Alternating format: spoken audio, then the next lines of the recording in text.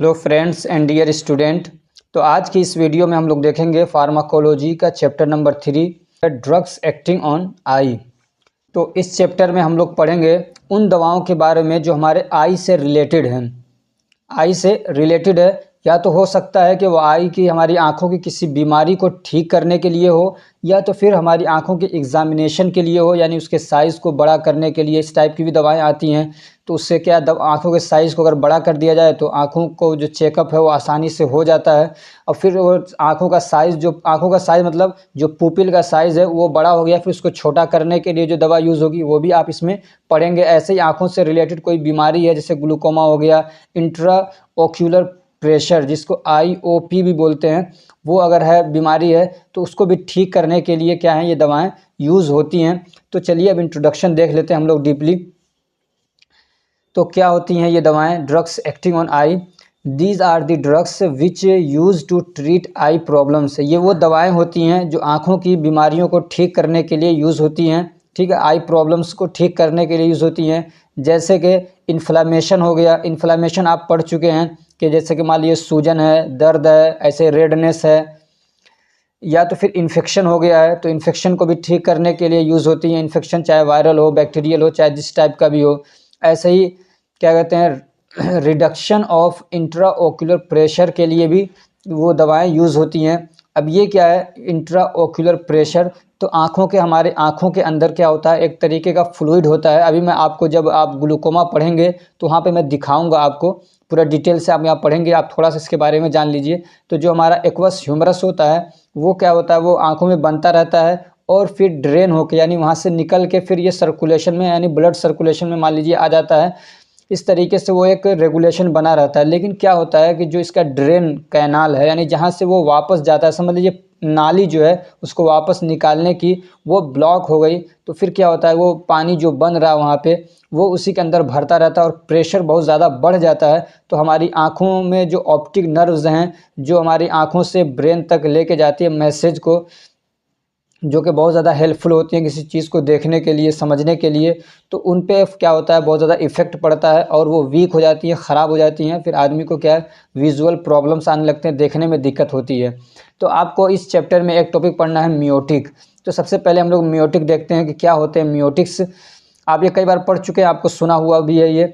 तो the drugs are use to produce miosis और constriction of pupil are called miotics. यानी वो दवाएं जो आपके पुपिल के साइज़ को छोटा करती है, मियोसिस करती हैं या कॉन्स्ट्रिक्ट यानी उसको सिकुड़ा देती हैं, उनको क्या बोलते हैं हम लोग मियोटिक्स बोलते हैं। ठीक, आसान सी बात है, आप इसको कई बार पढ़ भी चुके हैं पिछले चैप्टर में। अब इसकी क्लासिफिकेशन क्या है? तो एक दवा आती है वो होती है मस्केरिनिक एजेंट्स। मस्केरिनिक आप जानते हैं, जैसे आपने पढ़ा कोलिनर्जिक ड्रग्स के बारे में, तो उसका एग्जाम्पल क्या है जैसे कि pilocarpine, carbachol and other cholinergic drugs. ठीक, अब दूसरी क्या होती हैं अल्फा एड्रेनर्जिक ब्लॉकर्स आते हैं, ये भी आप पढ़ चुके हैं। ये क्या करते हैं रिलैक्सेशन ऑफ डायलेटर मसल्स। ये जो हैं ये जो हमारे मसल्स होते हैं उनको रिलैक्स करवा देते हैं। ये जो मसल्स होते हैं उनको क्या करते हैं ये रिलैक्स कर देते हैं। अब ये भी क्या करते हैं आँखों के पुपिल की जो साइज़ है उसको छोटा करते हैं। कैसे करते हैं? तो जो आपका पुपिल होता है ये अंदर साइड में होता है और उसी के बाहर जो होता है आपका आइरिस होता है। अब ये जो आइरिस है एक मसल्स है, जब ये रिलैक्स होता है तो इसको दबा देता है। समझ में आ रही बात? ये जब रिलैक्स होगा तो इसको दबा देता है और इसका साइज़ क्या होता है, इसका साइज़ तो बढ़ जाता है और इसका साइज़ क्या होता है छोटा हो जाता है। और जब ये कॉन्स्ट्रिक्ट होता है तो इसका साइज़ क्या होता है बढ़ जाता है। जब ये कॉन्स्ट्रिक्ट होगा ये सिकुड़ेगा तो इस पर प्रेशर कम पड़ता है तो इसका साइज़ क्या होता है बढ़ जाता है। ये पुपिल है आपका और ये क्या है आइरिस है। ठीक, तो इस तरीके से ये काम करता है। अब इसका एग्जाम्पल क्या है जो मतलब रिलैक्सेशन करवाता है आइरिस का? टोलाजोलिन। अब इंडिकेशन क्या है, ये दवाएं कहाँ कहाँ पे यूज़ होती हैं? तो these drugs are use to treat glaucoma या कुछ इस लोग इसको ऐसे पढ़ते हैं ग्लाउकोमा। तो मुझे अच्छा लगता है इसका ग्लूकोमा। तो ये जो होती हैं ग्लूकोमा को ठीक करने के लिए यूज़ होती हैं। परेशान मत होइए, ग्लूकोमा क्या है आगे आप पढ़ेंगे अभी डिटेल से ग्लूकोमा के बारे में। दूसरा क्या है टू कंट्रोल माइड्रिएटिक इफेक्ट। ये जो दवाएं यूज़ होती हैं माइड्रिएटिक इफेक्ट को कंट्रोल करने के लिए। ये माइड्रिएटिक इफेक्ट क्या है, यानी आँखों के जो पुपिल है उसका साइज़ बढ़ा दिया गया है, तो उसको छोटा करने के लिए, जो बढ़ गया उसको बोलते हैं माइड्रिएसिस बोलते हैं, और उसी को बोलते हैं माइड्रिएटिक इफेक्ट। तो उसको कम करने के लिए, ख़त्म करने के लिए, कंट्रोल करने के लिए, यानी आँखों की पुपिल के साइज़ को छोटा करने के लिए, यानी बड़ा कर दिया गया है। मान लीजिए एग्जामिनेशन के लिए, चेकअप के लिए उसको बड़ा किया गया, अब उसको छोटा करेंगे तो वो क्या हो जाएगा, मियोसिस हो जाएगा। ठीक। तीसरा क्या है, टू प्रिवेंट और ब्रेक एडहेशन यानी attachment between iris and lens. ये कह रहे हैं जो आइरिस और लेंस अगर वो आपस में चिपक गए हैं, चिपके हुए नहीं रहते हैं, मतलब वो रहते हैं तो साथ में मिले हुए, लेकिन अगर वो चिपक गए हैं बहुत अच्छे से, अटैचमेंट हो गया, तो उसको छुड़ाने के लिए भी ये दवाएं क्या होती हैं, यूज़ होती हैं। अब इसका कॉन्ट्राइंडिकेशन क्या है, यानी कब इसको यूज़ नहीं करेंगे, तो these are contraindicated during pregnancy. अगर कोई महिला, कोई औरत प्रेग्नेंट है तो अब आप ये क्या करेंगे, दवा नहीं देंगे। ठीक है। और कब नहीं यूज़ होती हैं ये, these are contraindicated during lactation. ऐसे ही कोई अगर औरत है, कोई महिला है जो अभी उसके बच्चे को दूध पिला रही है, यानी ब्रेस्ट फीडिंग है, तो भी उसको हम लोग नहीं देंगे।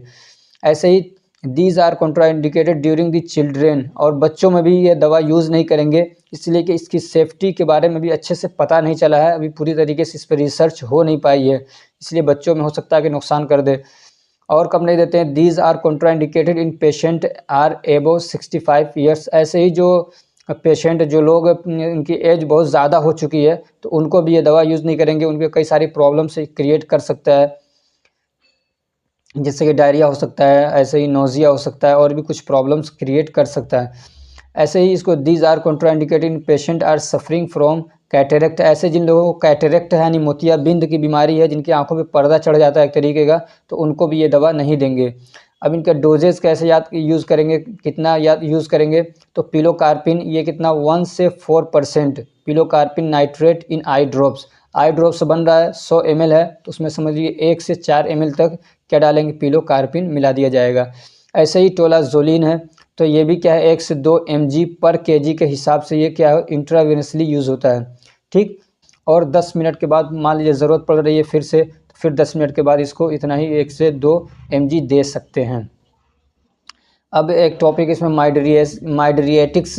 तो माइड्रिएटिक्स क्या आप समझ चुके होंगे, फिर भी एक बार देख लीजिए। The drugs are use to dilate the pupil to perform easier and detailed examination are called mydriatics. ठीक है, यहाँ पे छूट गया, बढ़ा लीजिएगा। तो वो दवाएं जो पुपिल को डायलेट करने के लिए यूज़ होती हैं। अब क्यों किया जाता है पुपिल को डायलेट, चाहे कोई भी पर्पज़ हो, लेकिन यहाँ पे 1-2 पर्पज़ दिए हैं। टू परफॉर्म ईजियर यानी आसान और डिटेल एग्जामिनेशन के लिए, चेकअप के लिए, चेकअप करने के लिए ये दवाएं क्या होती हैं, यूज़ होती हैं। और इसकी क्लासिफिकेशन क्या है, तो वही तकरीबन जो वहाँ पे पढ़े वही यहाँ पे भी है। एड्रेनर्जिक, वहाँ पे एंटागोनिस्ट पढ़ा था, ब्लोकर थे ना, तो एड्रेनर्जिक एंटागोनिस्ट थे जो वो क्या कर रहे थे, वो मियोसिस का काम कर रहे थे। यहाँ पे एगोनिस्ट हैं, तो ये क्या करते हैं, माइड्रिएसिस का काम करते हैं, यानी ये कॉन्स्ट्रिक्शन वहाँ पे वो करवा रहे थे, ये डायलेशन करवा देते हैं पुपिल का। ठीक। तो एड्रेनर्जिक एगोनिस्ट जैसे कि एड्रीनलिन, फेनिलेफ्रिन, और भी कई सारे एग्जांपल्स हैं इसके। ऐसे कोलिनर्जिक एंटागोनिस्ट, वहाँ पे जो कोलिनर्जिक था वो एगोनिस्ट था, और यहाँ पे जो है वो कोलिनर्जिक एंटागोनिस्ट है। कोलिनर्जिक एगोनिस्ट रहता है तो वो क्या करते हैं, मियोसिस कराते हैं, और कोलिनर्जिक एंटागोनिस्ट रहेंगे तो वो क्या कराते हैं, माइड्रिएटिक्स। ठीक। माइड्रिएटिक यानी रिलैक्सेशन करवा देते हैं पुपिल का, पुपिल के साइज़ को बड़ा करते हैं। तो इसका एग्जांपल क्या है, जैसे कि ट्रोपिकामाइड हो गया, एट्रोपिन हो गया, ऐसे साइक्लोपेंटोलेट हो गया। ये सारी चीज़ें अगर आपने ध्यान दिया होगा तो pharmaceutical chemistry D pharma first year में भी आप पढ़ के आए हैं। खैर, इंडिकेशन क्या है, कहाँ पे यूज़ करेंगे, तो these are use to dilate pupil, ये मालूम है आपको। और कहाँ पे यूज़ होता है, these are used for examination of retina and optic nerves. Optic nerves और रेटिना का एग्जामिनेशन करना है, यानी चेकअप करना है, तो उसके लिए भी ये क्या करते हैं, यूज़ करते हैं। यानी यूज़ करेंगे, साइज़ बढ़ जाएगा तो वहाँ पर आराम से देख सकते हैं। These are used for diagnosis of iris problem. ऐसे ही आइरिस की जो प्रॉब्लम्स है उसको ठीक करने के, देखने के लिए, चेकअप के लिए यूज़ करते हैं। और कहाँ पे यूज़ होता है, these are use to determine refractive error. और ये कब यूज़ होता है, रिफ्रैक्टिव एरर को चेक करने के लिए भी यूज़ होता है। अब ये रिफ्रैक्टिव एरर क्या है, तो एक ऐसी बीमारी होती है, जैसे यहाँ पे लिखा हुआ आप पढ़ लीजिएगा। तो इसमें क्या होता है कि जो हमारा मतलब आई है, यानी समझ लीजिए आपकी जो पुपिल है वो क्या है, पूरी तरीके से किसी चीज़ पे अच्छे से फोकस नहीं कर पाता है। होता है जैसे हम लोग कोई चीज़ को देखते हैं तो ध्यान से देखते हैं, उस पर फोकस करते हैं, तो इसमें ये प्रॉब्लम आ जाता है कि आदमी किसी चीज़ को फोकस नहीं कर पाता है, तो उसकी वजह से जो चीज़ें उसको दिखती हैं वो थोड़ा ब्लर दिखती हैं, साफ़ नहीं दिखती, धुंधली धुंधली सी दिखती हैं। और कॉन्ट्रा इंडिकेशंस क्या है, तो it is Contra indicated in hyper tension. अगर किसी को हाइपर टेंशन है, किसी का ब्लड प्रेशर हाई है, तो उसमें ये दवाएं नहीं देंगे, ठीक है। और कहाँ पे नहीं देते हैं, इन ग्लूकोमा। और ये क्यों नहीं देते हैं, आप ये सब पढ़ चुके हैं पिछले चैप्टर में, समझ लीजिए यहाँ पे रिवीजन हो रहा है आपका। और ग्लूकोमा किसी को है तो उसमें भी नहीं देंगे ये। और कहाँ पे नहीं देते हैं, इन इंट्रा ओक्यूलर प्रेशर, अगर किसी का इंट्रा ओक्यूलर प्रेशर है तब भी नहीं देंगे। ग्लूकोमा में होता क्या है, इंट्रा ओक्यूलर प्रेशर होता है, अभी मैंने बताया जैसे कि जो प्रेशर है वहाँ पे क्या कहते हैं, एक्वस ह्यूमरस वो बढ़ जाता है, तो प्रेशर भी क्या होता है, बढ़ जाता है। जो ऑप्टिक नर्व्स होती है उस पर भी प्रेशर पड़ता है, और जो वहाँ पे समझ लीजिए ब्लड वेसल्स की, जो ब्लड वेसल्स हैं उन पर भी प्रेशर पड़ता है, और ब्लड भी सही से वहाँ पे पहुँच नहीं पाता अच्छे तरीके से। अब इनके डोजेस क्या हैं, तो ट्रोपिकामाइड ये कितना यूज़ होता है, 0.5% सोल्यूशन इसका यूज़ होता है, और ये 30 मिनट के लिए अबाउटली, यानी 30 से 35 मिनट 40 मिनट के लिए ये क्या करता है, डायलेट करता है पुपिल को। ऐसे एट्रोपिन है तो इसका 1% सोल्यूशन यूज़ होता है। मान लीजिए अगर कोई ड्रॉप है जो क्या कहते हैं 100 ml है सपोज दैट, तो ये कितना यूज़ होगा, 1% यानी 1 ml यूज़ होगा उसके अंदर। और इसका इफेक्ट समझिए 7 से 12 दिन तक रहता है, यानी एट्रोपिन अगर किसी की आंखों में डाल दिया तो हो सकता है कि 7 दिन तक या 12 दिन तक उसकी क्या है, पुपिल डायलेट रहे, अगर उसको मियोसिस कोई दवा नहीं देते हैं तो। ऐसे साइक्लोपेंटोलेट है, ये कितना यूज़ होता है, तो 1 से 2% ये भी यूज़ होता है, 24 घंटे तक इसका इफेक्ट रहता है। अब जानिए क्या होता है ग्लूकोमा, ठीक है। तो ग्लूकोमा इज़ ए ऑक्यूलर मतलब समझ लीजिए आई, ठीक। तो ग्लूकोमा क्या है, ये ऑक्यूलर डिसीज़ है, यानी आँखों से रिलेटेड एक बीमारी है, in which intraocular pressure is increased, जिसमें क्या होता है, इंट्रा ऑक्यूलर प्रेशर क्या होता है, बढ़ जाता है। और इसका फुल फॉर्म क्या है, IOP, याद रखिएगा, ये पूछ सकता है 1 नंबर का क्वेश्चन, ठीक है। तो इसमें क्या होता है कि आँखों का जो इंट्रा ऑक्यूलर है, यानी आँखों के अंदर का जो प्रेशर है वो क्या होता है, बढ़ जाता है, and damage the optic nerve. और क्या होते हैं, जो ऑप्टिक नर्व्स हैं, यानी जो नर्व्स हमारे ब्रेन तक लेके जाते हैं मैसेज को, वो क्या होते हैं, डैमेज हो जाते हैं। उसकी वजह से फिर क्या होता है, विजुअल लॉस हो जाता है, आदमी को दिखना बंद हो जाता है, कम हो जाता है। अब ये क्यों होता है, when drainage canal of aqueous humorous get blocked, ये कह रहे हैं कि वो ड्रेन यानी वो नालियाँ, समझे, कैनल का मतलब होता है नाली, और ड्रेन का मतलब होता है किसी चीज़ को खींच के लेके जाना, ड्रेन करना, बहा देना। तो वो समझ लीजिए यहाँ पे वो नालियाँ या वो रास्ते जो कि एक्वस ह्यूमरस को ड्रेन करते हैं, बहा के ले जाते हैं ब्लड फ्लो के अंदर, ब्लड सर्कुलेशन के अंदर या बॉडी फ्लूइड के अंदर, जहाँ कहीं भी लेके जाते हैं वो क्या हो जाते हैं, बंद हो जाते हैं। जब वो बंद हो जाते हैं तो फिर क्या होता है, जब वो निकल नहीं पाएंगे, जब मान लीजिए ये आपकी आँख है, आपकी आई है, और वो उसी के अंदर क्या हो गए, ब्लॉक हो गए, वो वहाँ से निकल नहीं पा रहे हैं, तो अब ना पीछे से बढ़ता जा रहा है और आगे से निकल नहीं पा रहा है, तो फिर क्या होगा, वो वहीं पे जमा होते हैं। और मान लीजिए गुब्बारे के अंदर आप पानी भर रहे हैं, भरते जा रहे हैं, तो फिर क्या होगा, प्रेशर तो बढ़ेगा ही। तो ऐसे ही ये आँखों के अंदर प्रेशर बढ़ता जाता है, बढ़ता जाता है, तो जितना बढ़ता है उतना ही क्या है, वो इफेक्ट डालता है किस पे, ऑप्टिक नर्व पे, उस पर भी प्रेशर पड़ता है, तो ये डैमेज हो जाते हैं, ठीक है। और जब ये ब्लॉक हो जाते हैं तो फिर क्या होता है, इंट्रा ऑक्यूलर प्रेशर इंक्रीज होता है, बढ़ जाता है। अब ये 2 तरीके का होता है ग्लूकोमा, एक होता है ओपन एंगल ग्लूकोमा, दूसरा होता है नेरो, यानी और नेरो कह लीजिए या क्लोज्ड एंगल ग्लूकोमा। अब ये कैसे होता है, ग्लूकोमा कैसे होता है, और आपने देखा कि 2 तरीके का होता है, एक होता है ओपन एंगल और एक होता है क्लोज एंगल। तो ये वाला एरिया आई समझिए आपका लेंस है, और ये लेंस के बाद ये जगह रहती है जिसमें कि आपका एक्वस ह्यूमरस भरा रहता है, यानी एक लिक्विड भरा रहता है, ठीक। उसके बाद फिर आपकी यहाँ पे आइरिस होती है और ये स्क्लेरा वगैरह होते हैं, ठीक है। तो ये बीच वाली जगह है, इसमें जो रहता है वो क्या रहता है, एक्वस ह्यूमरस भरा रहता है, ठीक। अब यहाँ से क्या करता है, इधर से ये ड्रेन होता रहता है, इधर से भी और इधर से भी साइड से ये ड्रेन होता रहता है, फिर आपके यहाँ पे क्या कहते हैं, ब्लड वेसल्स होते हैं, उस नर्व्स में पहुँचता रहता है, फिर सर्कुलेशन इसका चलता रहता है इस एरिया से, ठीक है। इधर से भी निकलता है, इधर से भी निकलता है, और फिर यहाँ पे ये बनता भी रहता है, सिस्टम में पूरा यहाँ पे बनता रहता है, ठीक। लेकिन क्या होता है, कभी कभार ये जो इसी को बोलते हैं ड्रेन कैनाल, ठीक है। ड्रेन कैनाल यानी जो ड्रेन करता है यहाँ से एक्वस ह्यूमरस को लेके जाता है, इसको मेंटेन करके रखता है, इसकी क्वांटिटी को यहाँ पे, ठीक।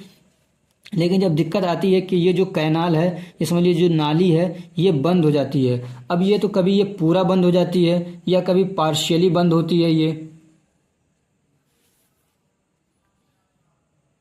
कभी तो ये क्या है, पूरा अगर बंद हो जाती है तो तब ये जो यहाँ पे जो एंगल बनता है, जैसे कि ये वाला जो एक एंगल बन रहा है ना, अगर ये पूरा बंद हो जाती है इसी को बोलते हैं क्लोज्ड, यानी एकदम ये एंगल बन ही नहीं रहा है। समझ लीजिए थोड़ा सा एंगल बन रहा है, मान लीजिए ये एंगल जो एक तो एंगल ऐसे बन रहा है पूरा इतना, समझ में आ रही बात। ये जो है, ये जो रास्ता खुला हुआ है उसमें एंगल क्या है, खुला हुआ बन रहा है, तो इसको बोलते हैं ओपन एंगल। तो इसमें अभी ये रास्ता खुला हुआ थोड़ा थोड़ा इसमें समझ लीजिए कि निकल रहा है अभी ये एक्वस ह्यूमरस। लेकिन क्या होता है, कभी ये पूरा बंद हो जाता है, ये बहुत ज़्यादा मतलब ये क्या कहते हैं, मतलब दिक्कत आ जाती है और पूरा ये बंद हो जाता है। क्लोज एंगल बोलेंगे उसको, ठीक। यानी जब ये एंगल, तो समझ रहे हैं, जब ये एंगल एकदम पास में आ जाए, एंगल बने ही नहीं, तो उसको बोलेंगे क्लोज एंगल।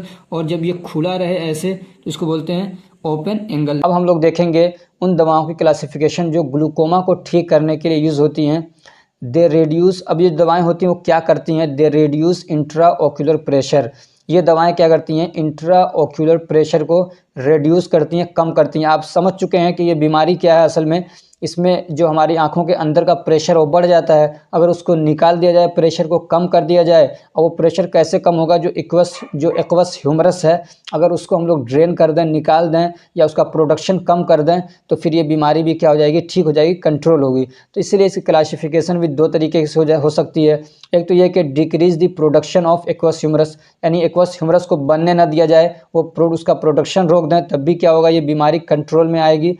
या तो फिर क्या, increase the outflow of fluid, या तो जो फ्लूइड है जो निकल नहीं रहा था उसका आउटफ्लो बढ़ा दिया जाए।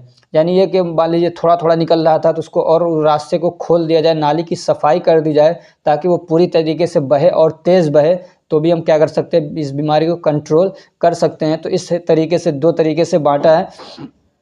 अब जो ये डिक्रीज करने वाली जो दवाएं हैं वो कौन सी होंगी, यानी जो प्रोडक्शन को कम करेंगे एक्वस ह्यूमरस को, उनमें से एक है बीटा ब्लॉकर, ठीक, जिसका एग्जांपल क्या है, टीमोलोल। ये टॉपिकली यूज़ होता है, यानी इसको देंगे, आंखों के ऊपर लगाएंगे तो एक्वस ह्यूमरस का क्या है, प्रोडक्शन कम हो जाएगा, कम बनेगा, तो फिर इस तरीके से इंट्रा ओक्यूलर प्रेशर भी रिड्यूस होगा। और दूसरा क्या है जो डिक्रीज करेगा प्रोडक्शन ऑफ एक्वस ह्यूमरस का, वो है कार्बनिक एनहाइड्रेज इनहिबिटर।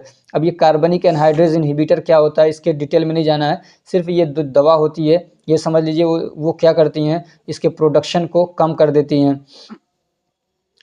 ये जो है कार्बनिक एनहाइड्रेज इनहिबिटर एक तरीके की ये क्या है, डायूरेटिक्स होती हैं। और ये जो दवाएं होती हैं, अगर आप इसको लेते हैं तो आपकी पूरी बॉडी से ये लोग क्या करते हैं, ये जो दवाएं होती हैं पूरी बॉडी से आपके समझिए वाटर कंटेंट को कम करती हैं। जैसे कि मान लीजिए आपका ब्लड प्रेशर अगर बढ़ जाता है, तब भी ये डायूरेटिक्स वाली दवाएं ये दी जाती हैं ब्लड प्रेशर को कम करने के लिए। अगर आपने क्या कहते हैं एंटी हाइपरटेंसिव ड्रग्स की क्लासिफिकेशन पढ़ी होगी तो आपने वहाँ पर पढ़ा होगा, डायूरेटिक्स उसमें आता है कार्बनिक एनहाइड्रेज इनहिबिटर। और ये कार्बनिक एनहाइड्रेज ये समझ लीजिए एक तरीके का इंजाइम होता है जो आपके रेड ब्लड सेल्स में पाए जाते हैं, ठीक, इतना इसके लिए जानिए। तो अब इसका एग्जांपल क्या है, एसीटाजोलामाइड, ओरली इसको लेते हैं 500 mg। ऐसे ही क्या है, डोरजोलामाइड, ये आई ड्रॉप में यूज़ होता है। तो अब ये जो दवाएं होती हैं ये भी क्या करती हैं, प्रोडक्शन को मतलब ये एक्वस ह्यूमरस के प्रोडक्शन को रोक देती हैं। तो इस तरीके से क्या होता है, ग्लूकोमा आपका कंट्रोल में आता है। और दूसरी जो दवाएं हैं तो उसमें जो मतलब आउटफ्लो को बढ़ा देती हैं, यानी ज़्यादा से ज़्यादा उसको बाहर निकलवाती हैं, नालियों को खोल देती हैं। तो उनमें से एक क्या है, म्योटिक्स। तो म्योटिक्स आप पढ़ें, जैसे कि पिलोकार्पिन है, तो ये टॉपिकली अगर इसको यूज़ करते हैं तो इसका 2% का सोल्यूशन आता है पिलोकार्पिन का, वो देंगे। ऐसे ही एक आता है ऑस्मेटिक एजेंट, ये भी क्या करते हैं, आउटफ्लो को बढ़ा देते हैं। ऑस्मोटिक एजेंट यही है कि जो मतलब वहाँ से आपके उसके ड्रेन करेंगे, निकाल के बाहर करेंगे आपकी आँखों से, किसको, जो आपके अंदर लिक्विड भरा हुआ एक्वस ह्यूमरस है। तो उसका एग्जाम्पल क्या है, मेंटिलोल, ये आईवी रूट से दिया जाता है 20%। इसका मान लीजिए अगर 100% है, कोई इसकी दवा 100% है तो उसमें 20% ही रहेगा, ठीक है। और तीसरी दवा जो है वो क्या है, प्रोस्टाग्लैंडिन। प्रोस्टाग्लैंडिन भी क्या है, इंक्रीज करती है आउटफ्लो को, यानी बाहर कर देती है, निकालती है। तो इसके ये भी टॉपिकली आता है, यानी टॉपिकली यूज़ करते हैं, ड्रॉप में मान लीजिए, या तो फिर आंखों में वैसे लगाने के लिए लेप आ सकता है, टॉपिकल में दोनों आ जाएंगे। तो इसका जो डोज होता है वो क्या है, 0.005%, बहुत थोड़ा सा, ये बहुत खतरनाक है समझ लीजिए।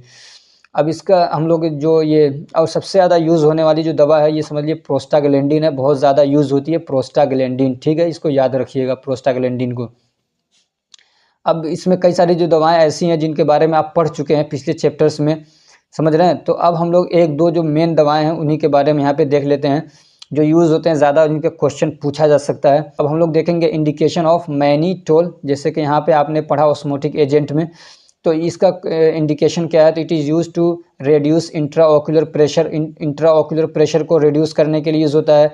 ऐसे it is use to reduce intracranial pressure, यानी जो हमारी जो खोपड़ी है, हमारा जो सर है, उसके अंदर अगर प्रेशर है तो उसको भी रिड्यूस करने के लिए क्या करता है, ये कम करने के लिए यूज़ होता है। ऐसे it is use to reduce,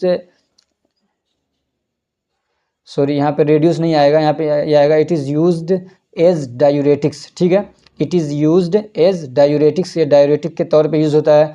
diuretics वो दवाएं होती हैं जो आपके यूरिन के वॉल्यूम को बढ़ा देती हैं, ठीक है, इस तरीके से ब्लड प्रेशर को कम कर देती हैं वो, जैसे कि एसिटाजोलामाइड है। और इसका काम क्या है, it is use to reduce, यहाँ पे लोअर नहीं आएगा, it is use to reduce BP, यानी आपके ब्लड प्रेशर को ये क्या करती हैं, कम कर देती हैं, ठीक। अब इसका कॉन्ट्राइंडिकेशन क्या है, it is contraindicated in renal disease, यानी अगर किसी को किडनी से रिलेटेड कोई बीमारी वगैरह है तो उसमें ये दवा नहीं देंगे, ठीक। और कहाँ नहीं देंगे, इन पल्मोनरी एडिमा, अगर पल्मोनरी एडिमा यानी लंग्स में किसी के पानी वगैरह भर गया है, सूजन हो गया है, तो उसमें भी नहीं देते हैं। और कहाँ नहीं देंगे, इन सीवियर डिहाइड्रेशन, अगर किसी को बहुत ज़्यादा डिहाइड्रेशन यानी पानी की कमी हो गई है उसके बदन में, उसके जिस्म में, तब भी हम लोग ये दवा नहीं देंगे। ऐसे ही हार्ट फेलियर है कोई तो उसको भी नहीं देंगे। अब हम लोग देखेंगे इंडिकेशन ऑफ प्रोस्टाग्लैंडिन, तो ये कहाँ कहाँ पे यूज़ होता है, बहुत फेमस दवा है, बहुत ज़्यादा यूज़ होने वाली है। तो ये कहाँ पे यूज़ होती है, it is used in glaucoma, ये ग्लूकोमा में यूज़ होती है जैसा आपने देखा। ऐसे ही टू ट्रीट पेप्टिक अल्सर, अगर ऐसे ही आपके जीआईटी में कहीं अल्सर है तो उसको भी ठीक करने के लिए यूज़ होती है, जीआईटी यानी गैस्ट्रोइंटेस्टाइनल ट्रैक्ट। ऐसे ही to reduce labour, to induce labour, और ये लेबर को इंड्यूस करने के लिए यूज़ होती है। ये क्या है, जब बच्चा पैदा होता है तो उस वक्त में कॉन्ट्रैक्शन कराने की ज़रूरत होती है ताकि जो सर्विक्स है, जो उसका मुंह है, वो खुल जाए और बच्चा आसानी से बाहर निकल सके। अगर वहाँ पे क्या होता है, ये अगर कॉन्ट्रैक्शन ना हो, रिलैक्सेशन ना हो, यानी कॉन्ट्रैक्शन रिलैक्सेशन होता है बार बार, तो वो उसका जो मुंह है वो ओपन हो जाता है सर्विक्स का। अगर वो नहीं होता है तो फिर जो माँ है उसको बहुत ज़्यादा तकलीफ़ होती है बच्चे के जन्म देने में। तो वहाँ पे भी ये क्या है, प्रोस्टाग्लैंडिन यूज़ कराते हैं ताकि बच्चे को क्या आसानी से वो जन्म दे सके, बहुत ज़्यादा उसको तकलीफ़ ना हो। और कहाँ पे यूज़ होती है दवा, इन पल्मोनरी हाइपरटेंशन, अगर किसी को पल्मोनरी, आप जानते हैं लंग्स में उसके अंदर कोई बहुत ज़्यादा मतलब ब्लड प्रेशर बढ़ गया है वहाँ पे, तो उसको भी ठीक करने के लिए दवा देते हैं।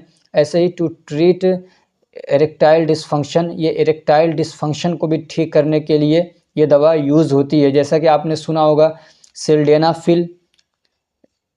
अब इससे ज़्यादा मैं नहीं बताऊंगा, आप इसको सर्च करिएगा कि ये क्या बीमारी क्या है, और अगर आपको समझ में आ जाए तो कमेंट कर सकते हैं कि इरेक्टाइल डिसफंक्शन क्या है, ठीक है। ये आपके इंटरेस्ट पे मैं छोड़ रहा हूँ, बस इतना समझ लिए कि इरेक्टाइल डिसफंक्शन को ठीक करने के लिए ये दवा यूज़ होती है। और ये जो मेल लोग हैं, जो मैन हैं, उनसे रिलेटेड एक बीमारी होती है। कॉन्ट्राइंडिकेशंस क्या है इसके, तो इन ब्रोंकाइल अस्थमा, यानी किसी को अस्थमा है तो उसमें नहीं देते हैं। और ऐसे ही किसी को किडनी डिसीज़ है तो उसमें भी नहीं देते हैं। ऐसे ही हाइपर सेंसिटिविटी कोई है अगर, तो उसको भी नहीं देते हैं। यानी ये दवा जिसके देते हैं बहुत ज़्यादा उसके साथ में रिएक्शन करती है, बहुत ज़्यादा सेंसिटिव है उसके लिए, तो वहाँ पे भी हम लोग इसको यूज़ नहीं करते हैं। ऐसे ही हाइपर टेंशन में भी हम इसको यूज़ नहीं करते हैं। और कहाँ नहीं यूज़ करते हैं, इन एपिलेप्सी, अगर एपिलेप्सी है, किसी को मिर्गी है, तो वहाँ पे भी हम लोग इसको यूज़ नहीं करेंगे। तो ये आपका जो था चैप्टर नंबर 3 ये कंप्लीट हो चुका है। अगर ये हमारी कोशिश आपको अच्छी लग रही है तो वीडियो को लाइक कर दीजिए, चैनल को सब्सक्राइब करिए और अपने फ्रेंड्स को भी शेयर करिए ताकि वो भी इससे फ़ायदा उठा सकें। और हमारा टेलीग्राम ग्रुप ज्वाइन कर लीजिए। Thank you so much for watching.